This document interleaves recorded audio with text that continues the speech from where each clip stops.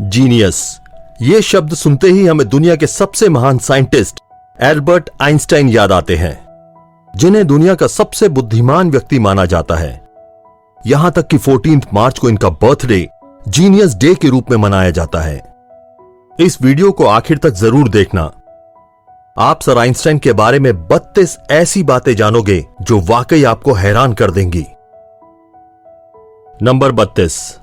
जिस साल great scientist Galileo Galilei की डेथ हुई थी, उसी साल सर आइजैक न्यूटन का जन्म हुआ था। और जिस साल ग्रेट साइंटिस्ट जेम्स मैक्सवेल की डेथ हुई थी, उसी साल सर एल्बर्ट आइंस्टाइन का जन्म हुआ था। नंबर 31। आइंस्टाइन का यह फोटोग्राफ देख रहे हैं आप, कुछ समय पहले ही इस फोटो को नीलाम किया गया। ये 80 लाख रुपए में बिकी।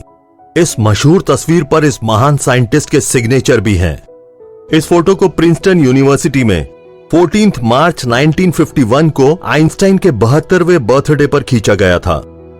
फोटोग्राफर आइंस्टाइन को मुस्कुराने के लिए कह रहा था, लेकिन सर आइंस्टाइन उस दिन कई फोटोग्राफर्स के लिए ऐसा कर चुके थे, इसलिए इस बार हंसने की बजाय उन्होंने अपनी जीभ बाहर निकाल दी। नंबर 30। आइंस्टाइन ने अपनी अंतिम सांस लेते वक्त कुछ शब्द कहे थे जो कि जर्मन भाषा में थे। अनफॉर्चुनेटली जो व्यक्ति उस समय उनके साथ वहां मौजूद था, वो जर्मन भाषा नहीं जानता था। इसी कारण उनके वो अंतिम शब्द एक राज बनकर हमेशा के लिए दफन हो गए। नंबर 29। आइंस्टाइन से मिलने बहुत से युवा आया करते थे। वो उनसे उनकी सक्सेस का राज पूछते थे।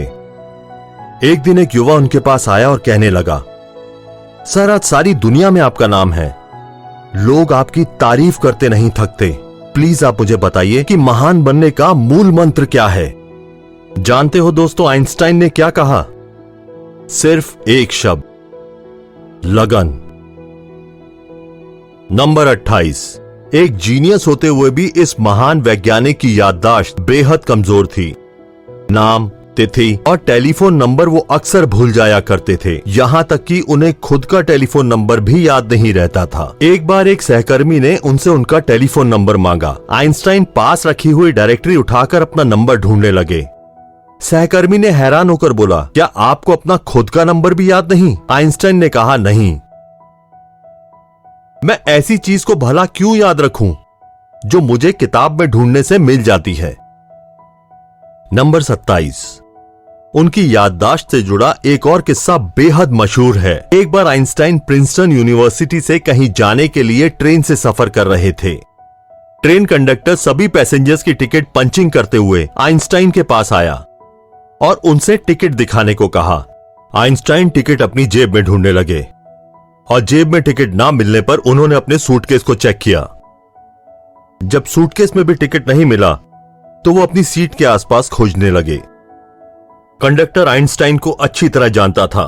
उसने कहा कि यदि आपकी टिकट गुम हो गई है तो कोई बात नहीं, मुझे विश्वास है कि आपने टिकट जरूर खरीदी होगी। और यह कहकर वह दूसरे पैसेंजर्स की टिकट चेक करने लगा। लेकिन जब उसने देखा कि आइंस्टाइन अभी भी सीट के नीचे अपनी टिकट ढूंढ रहे हैं, तो वो वापस से उनके पास आया और उनसे कहा कि आप टिकट के लिए परेशान ना हो, आपसे टिकट नहीं पूछा जाएगा। कंडक्टर की यह बात सुनकर आइंस्टाइन ने कहा कि वो सब तो ठीक है, लेकिन बिना टिकट के मुझे ये कैसे पता चलेगा कि मुझे जाना कहां है। नंबर 26।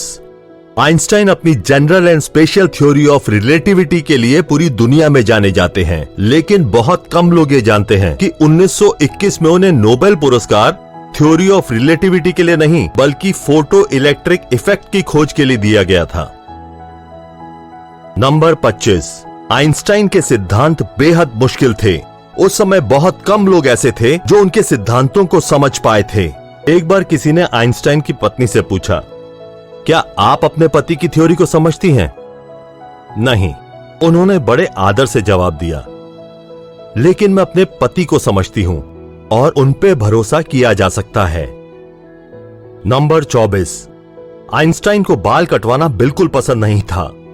उनके बाल हमेशा बिना कंघी किए हुए रहते थे। आज उनका वो बिना कंघी किया हुआ hair style genius hair style के रूप में जाना जाता है। नंबर 23। इतने बड़े साइंटिस्ट होने के बावजूद भी उन्हें कार चलाना नहीं आता था।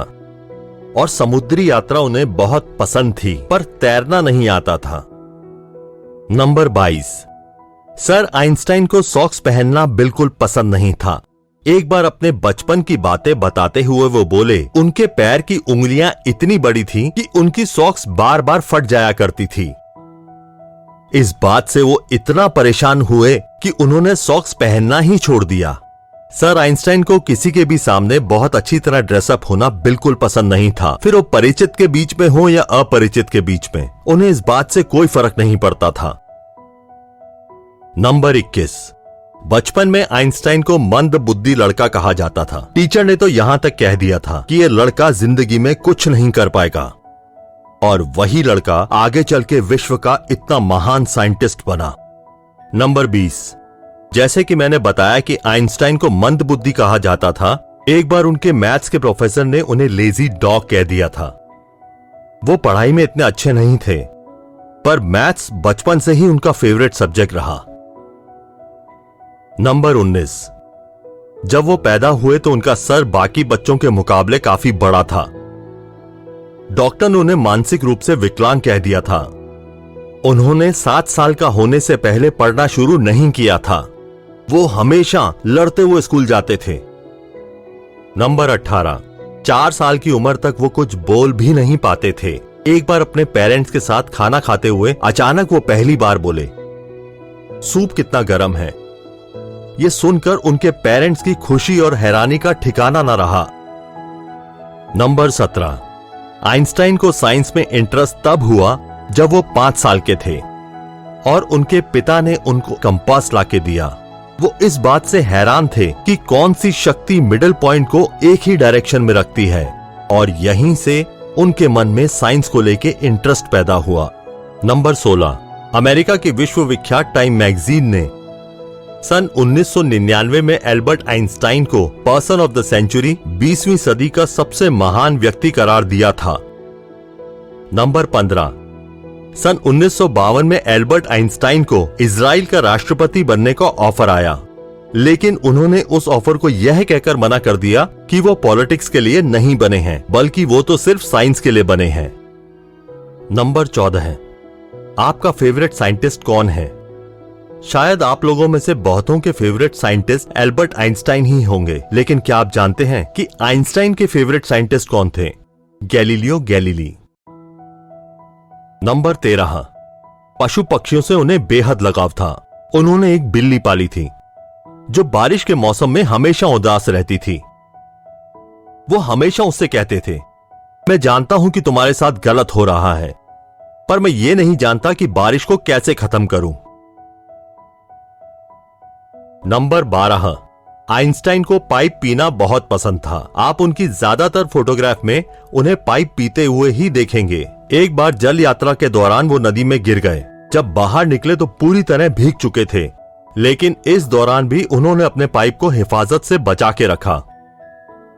नंबर 11।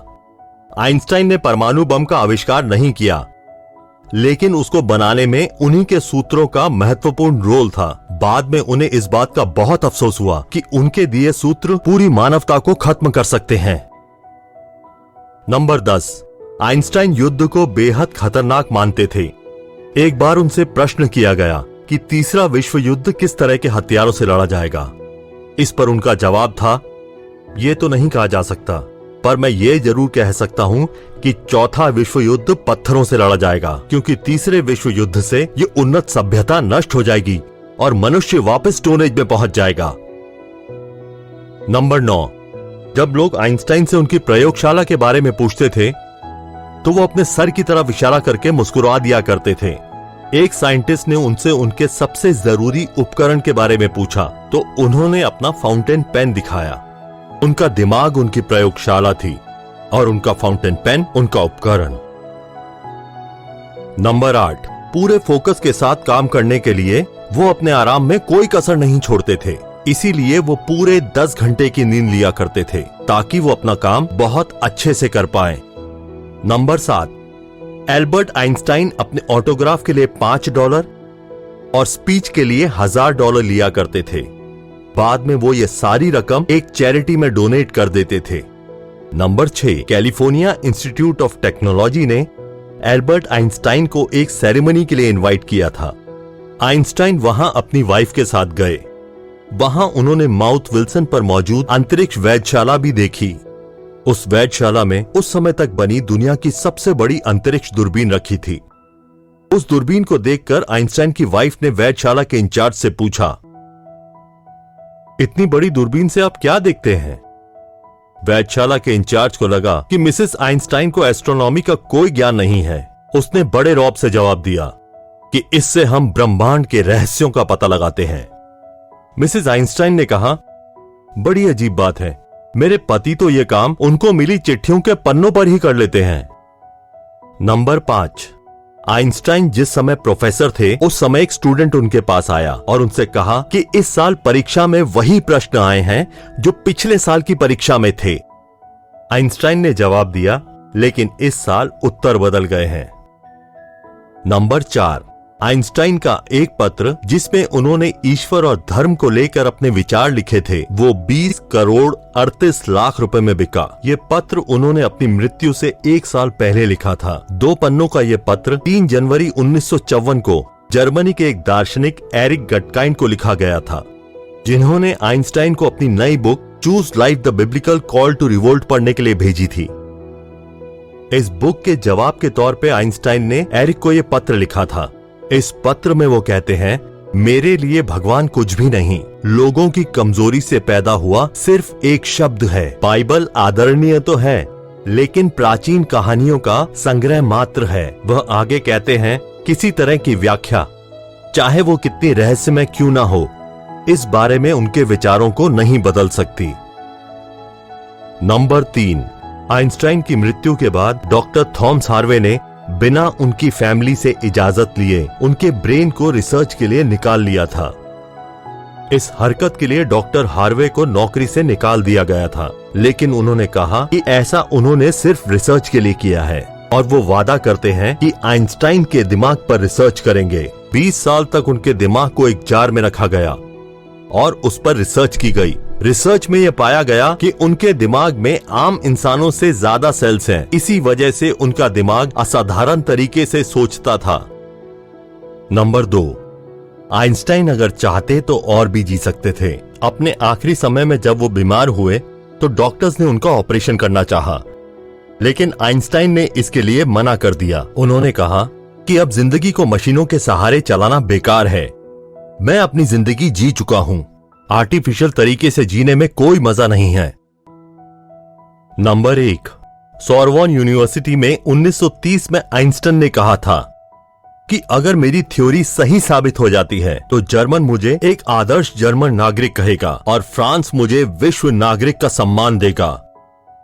लेकिन अगर मेरी थ्योरी गलत साबित होती है तो फ्रांस मुझे जर्मन कहेगा और जर्मन मुझे यहूदी कहेगा।